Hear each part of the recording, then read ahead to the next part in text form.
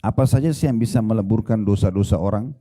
Saya mengingatkan kembali amalan pertama yaitu tiket VIP kita yang Allah kasih ya. Ini saya melihat poin ini jangan sampai luput dari kita teman-teman sekalian, yaitu taubat. Kembali kepada Allah Subhanahu wa taala. Jangan pernah putus asa dari rahmat Allah. Sebesar apapun dosa yang kita lakukan, termasuk dosa-dosa besar, yang penting memenuhi syarat 3 kata Imam Nawawi rahimahullah. Meninggalkan dosa itu seketika, lagi berzina, lagi riba, lagi bohong, berhenti.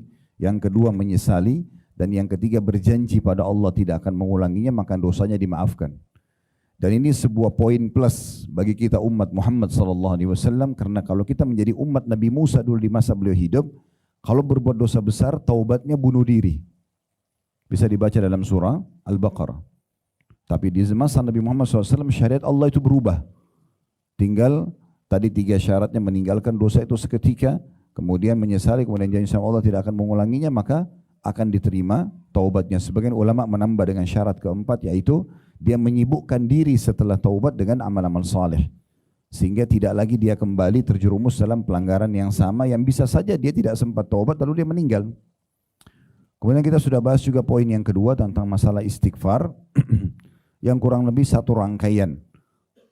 Kalau istighfar itu perkataan maaf, ya, perkataan maaf. Jadi kalau teman-teman melakukan satu pelanggaran sama seseorang lalu bilang maafin saya ya, nah itu kalau kepada Allah istighfar namanya. Kalau taubat itu ikrar, tidak akan mengulanginya. Kayak misalnya maafin saya janji nggak akan ulangi. Nah itu gabungan istighfar dengan taubat. Kemudian poin yang ketiga sudah kita jelaskan juga tentang pentingnya seseorang memperbanyak amal-amal saleh.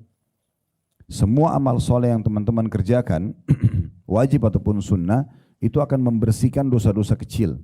Pelanggaran-pelanggaran kita yang terjadi akan dimaafkan dengan wudu, dengan sholat, dengan sedekah, dengan puasa, baca Quran, zikir, majelis ilmu seperti ini, silaturahim keluarga, jenguk orang sakit, dan seterusnya. Semua itu akan membersihkan dosa-dosa kecil. Kalau dosa besar sudah saya jelaskan tadi, wajib dengan 3 syarat itu ya, harus memberhentikannya, kemudian menyesali dan juga berjanji pada Allah tidak akan mengulanginya. Poin keempat, musibah-musibah dunia menimpa seorang muslim. Menjadi pembersihan dosa, capek, letih, gangguan orang, sakit. Ini tugas kita adalah menerimanya sebagai keputusan Allah Subhanahu wa taala sambil ikhtiar mencari jalan keluar. Beruntunglah orang yang memahami kaidah syar'i, kalau ada nikmat kita syukuri, kalau ada cobaan kita sabari.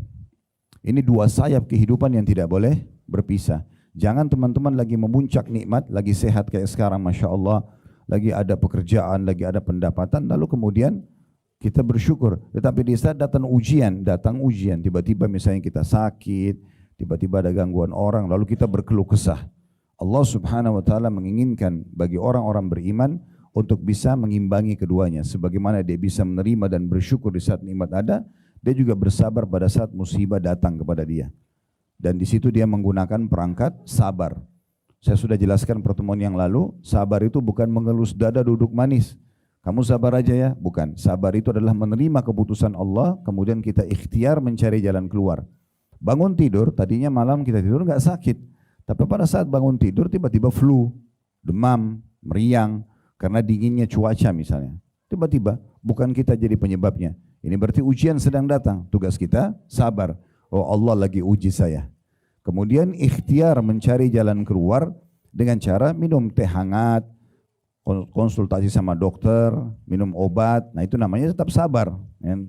Berdasarkan hadis Nabi SAW, ma yusibul muslimu min nasabin wala wasabin wala hammin wala huznin wala adhan wala ghammin.